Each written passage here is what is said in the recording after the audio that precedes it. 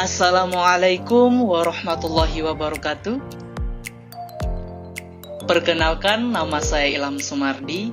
Saya dari jurusan Manajemen Fakultas Ekonomi dan Bisnis Universitas Riau.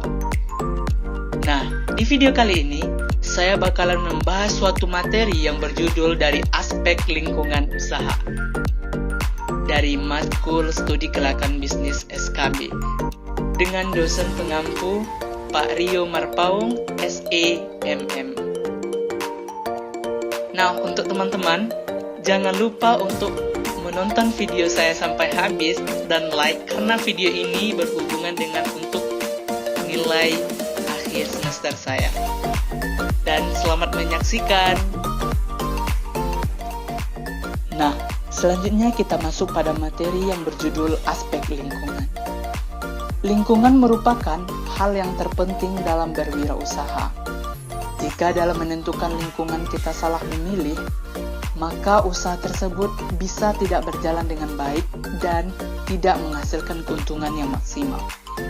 Jadi studi lingkungan usaha merupakan suatu langkah yang penting dilakukan dengan tujuan untuk menemukan apakah lingkungan di mana usahanya itu akan didirikan nantinya tidak akan menimbulkan ancaman dan justru dapat memberikan peluang di luar dari usaha utama tersebut.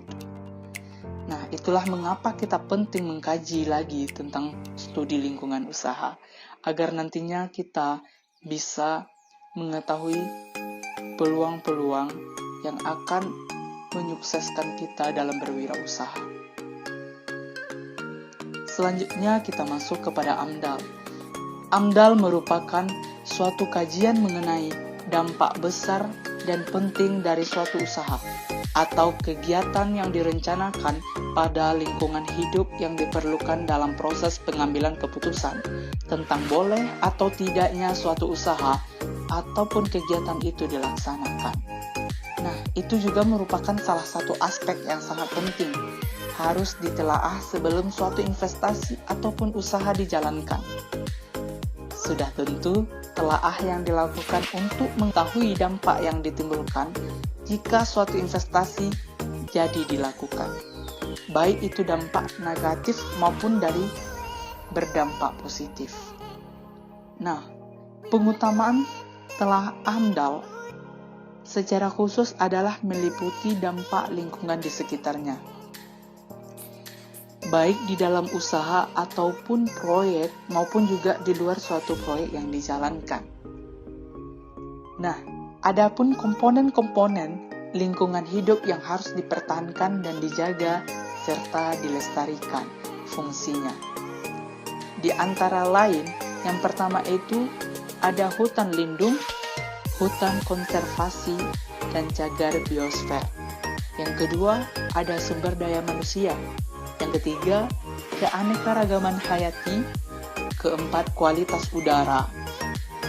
Kelima, warisan alam dan warisan budaya. Keenam, kenyamanan lingkungan hidup. Ketujuh, nilai-nilai budaya yang berorientasi selaras dengan lingkungan hidup. Nah, adapun dampak negatif yang mungkin akan timbul jika tidak dilakukan AMDAL secara baik dan benar adalah sebagai berikut. Yang pertama, terhadap tanah dan kehutanan. Yang kedua, terhadap air. Ketiga, terhadap udara. Keempat, terhadap manusia. Nah, inilah contoh dari dampak negatif yang kita sebutkan tersebut. Terhadap air, terhadap tanah, terhadap udara, dan lainnya. Selanjutnya kita masuk kepada tujuan dan kegunaan studi. Tujuan AMDAL adalah menduga kemungkinan terjadinya dampak dari suatu rencana usaha ataupun kegiatan. Untuk mencapai tujuan penyusunan AMDAL harus didasarkan atau sesuai dengan pedoman penyusunan studi AMDAL.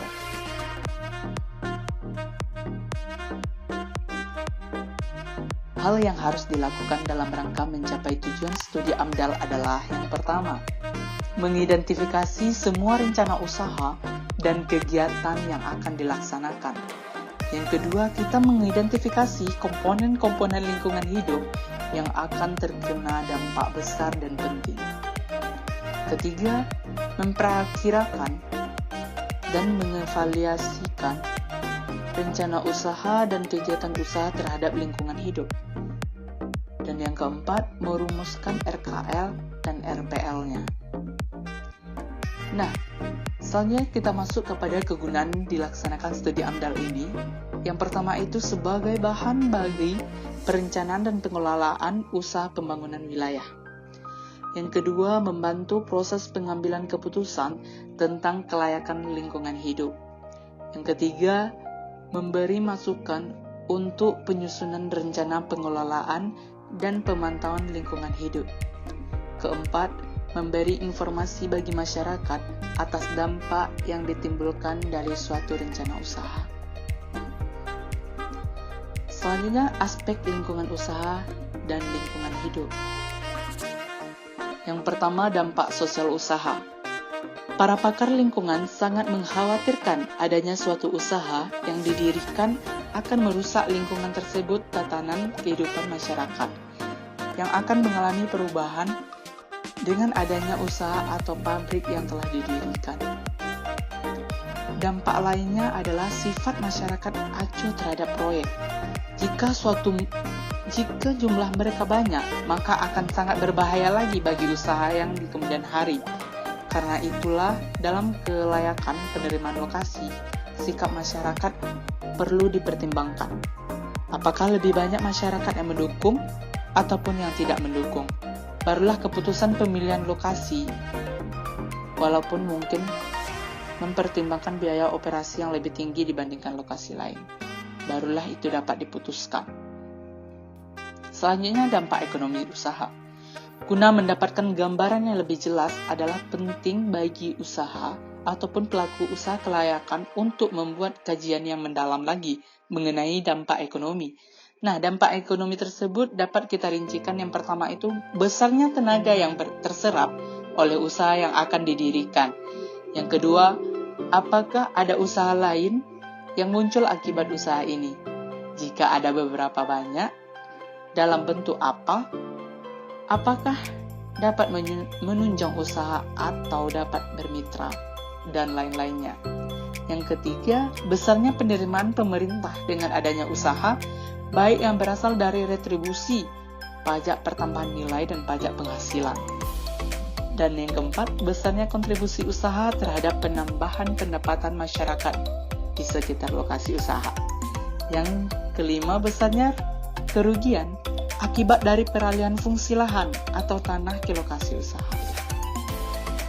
Selanjutnya, dampak fisik, analisis mengenai dampak lingkungan atau AMDAL.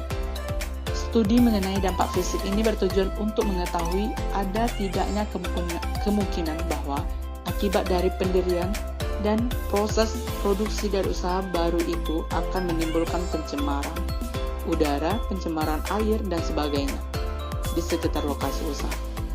AMDAL diperlukan untuk melakukan suatu studi kelayakan dengan dua alasan. Yang pertama, karena undang-undang dan peraturan pemerintah menghendaki demikian. Jawaban ini cukup efektif untuk memaksa para pemilih proyek yang kurang memperhatikan kualitas lingkungan. Dan yang kedua, AMDAL harus dilakukan agar kualitas lingkungan tidak rusak dengan beroperasinya proyek-proyek industri. Selanjutnya, peran AMDAL. Yang pertama, peran AMDAL dalam pengelolaan lingkungan. Yang kedua, peran AMDAL dalam pengelolaan proyek. Dan yang ketiga, AMDAL sebagai dukungan penting. Nah, seperti telah kita ketahui, AMDAL merupakan suatu hasil studi mengenai dampak suatu kegiatan yang direncanakan dan diperkirakan mempunyai dampak penting terhadap lingkungan hidup. Ada beberapa 5 dokumen dalam kegiatan pembuatannya. Yang pertama, KIL, penyajian informasi lingkungan. Kedua, kerangka acuan. Yang ketiga, analisis dampak lingkungan. Keempat, RPL, rencana pemantauan lingkungan. Kelima, rencana pengelolaan lingkungan. Selanjutnya, dalam PP 51 tahun 1993 ditetapkan 4 jenis studi AMDAL. yaitu AMDAL proyek, yaitu AMDAL yang berlaku bagi suatu kegiatan yang berada dalam kewenangan suatu instansi sektoral. Kedua, AMDAL terpadu atau multisektoral adalah AMDAL yang berlaku sebagai suatu rencana kegiatan pembangunan yang bersifat terpadu. Yang ketiga, AMDAL kawasan, yaitu AMDAL yang ditunjukkan pada suatu rencana kegiatan pembangunan dan berlokasi dalam suatu kesatuan hamparan ekosistem yang menyangkut kewenangan satu instansi. Contohnya, rencana kegiatan pembangunan kawasan industri. Keempat, AMDAL regional adalah AMDAL yang diperlukan bagi rencana kegiatan pembangunan yang bersifat kegiatannya saling terkait dan perencanaan waktu pelaksanaan kegiatan. Contoh AMDAL regional adalah pembangunan kota-kota baru. Terima kasih. Nah, cukup sekian dari paparan materi saya. Saya sangat berterima kasih bagi teman-teman serta kawan-kawan lain sudah menonton video materi yang telah saya jelaskan. Cukup sekian dari saya. Jika ada yang salah, saya mohon maaf. Assalamualaikum warahmatullahi wabarakatuh.